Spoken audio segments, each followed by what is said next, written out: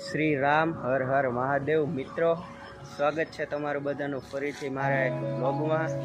તો નાહી ધોઈ ફ્રેશ થઈ મંદિર જઈ ચા પાણી નાસ્તો કરીને આપણે આવી ગયા છીએ ગાર્ડન તરફ રીલ શૂટ કરવા માટે.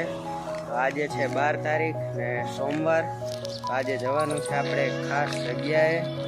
તો બ્લોગમાં છેલ્લે સુધી બનેલા રહેજો, પૂરેપૂરો બ્લોગ જોજો. એ જગ્યાની માહિતી તમને હું પૂરેપૂરા વિડીયોમાં તમને આપી દઈશ, છેલ્લે સુધી જોજો. સવારે મિત્રો જેમ તમને કીધું હતું કે આજે અમે જવાના છીએ ખાસ જગ્યાએ.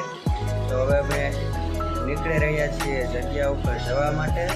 લોકેશન પણ તમને કહી દઈશ, તો વિડીયોમાં છેલ્લે સુધી જોડાયેલા રહ્યો, પૂરેપૂરો વિડીયો જોજો. તો મિત્રો આપણે નીકળી ગયા છીએ લોકેશન ઉપર જવા માટે. લોકેશનનું નામ પણ કહી દેવું.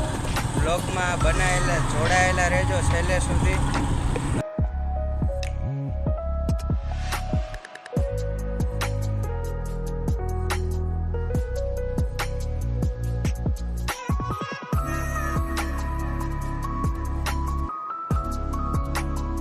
આ છે અમારો રેસકોર્સ રિંગ રોડ.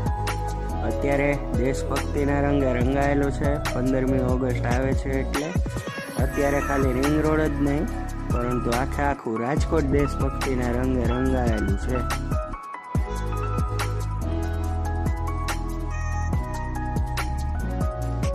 રિંગ રોડથી આગળ નીકળતા આપણે ફસાઈ ગયા ટ્રાફિકમાં.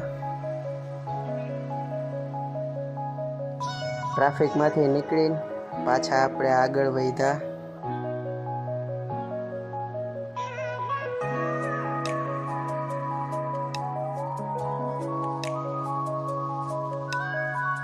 આપણે ઉભા રહ્યા છીએ પેટ્રોલ પુરાવવા માટે. હવે પહોંચવાની તૈયારી જ છે મંદિરે.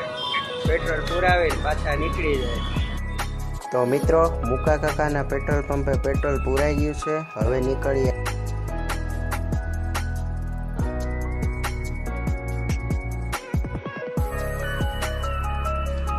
મંદિર પાસેના ચોકમાં આપણે પહોંચી ગયા છીએ.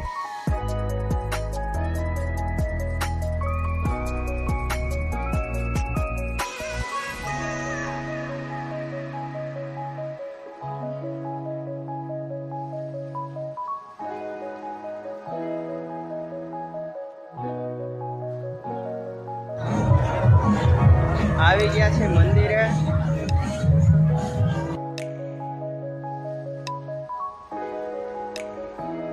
મિત્રો, આપણે પહોંચી ગયા છીએ રાજકોટના મહારાજા અને રાજકોટના ગ્રામ્ય દેવતા સ્વયંભૂ શ્રી રામનાથ દાદાના દર્શને. ચાલો બતાવીએ આગળ. મિત્રો, આ મંદિર આવેલું છે રાજકોટની જીવાદોરી સમાન આજી નદી ઉપર.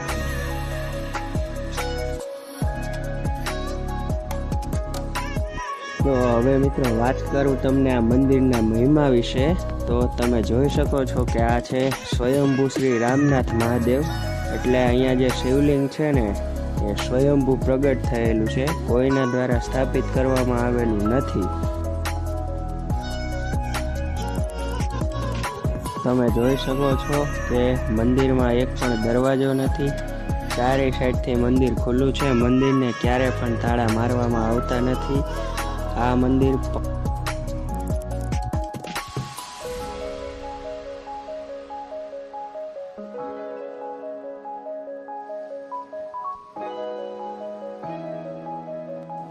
મિત્રો, આપણે ઊભા રહી ગયા છીએ દર્શન કરવા માટે લાઈનમાં. તમે જોઈ શકો છો કેટલું માણસ છે.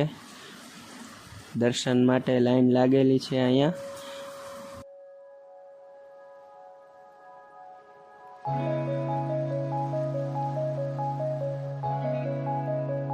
તો દર્શન માટે એટલી ભીડ હતી કે તમને બતાવવાની અમે વિડીયોમાં કોશિશ કરી ને ઘણી રાહ જોઈ કે પબ્લિક ઓછું થાય, પણ પછી અમે આમ જ શૂટિંગ ઉતારી લીધું ને અડધી કલાકે વારો આવ્યો અમારો દર્શન કરવામાં.